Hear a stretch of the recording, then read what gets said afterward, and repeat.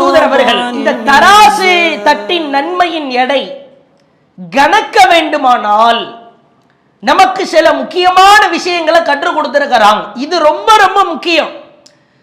நமக்கே தெரியும், தராசு தட்டின் இடப்புறம் கணக்காமல் இருக்க வேண்டுமானால் நன்மையை கணக்க செய்தால் போதுமானது. இடப்புறம் ஆட்டோமேட்டிக்கா இடப்புறம் தானாகவே செயலிழந்து போகும், கனமில்லாமல் போகும். நன்மையை அதிகரிக்க என்ன செய்ய வேண்டும்? நான் சொல்லுகிற சில பட்டியலை நீங்கள் கூர்ந்து கவனியுங்கள். அதிலே ஒரே ஒரு சூத்திரம் அடங்கி இருக்கிறேன். ஒரே ஒரு ஃபார்முலாவை அல்லாஹ் சொல்ல வருகிறான்.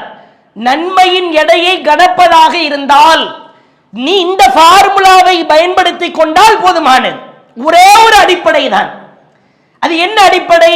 நான் எடுத்து காட்டுகிறேன்.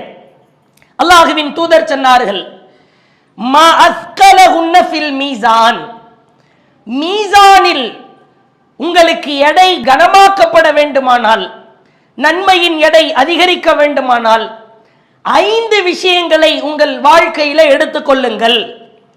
லா இலாஹா இல்லல்லாஹ், அல்லாஹு அக்பர், சுப்ஹானல்லாஹ், வல்ஹம்துலில்லாஹ். 4 லா இலாஹா இல்லல்லாஹ், அல்லாஹு அக்பர், சுப்ஹானல்லாஹ், வல்ஹம்துலில்லாஹ். வல் வலது ஸாலிஹு யதவஃபா ஃபயஹ்தஸிபுஹு வாலிதஹு.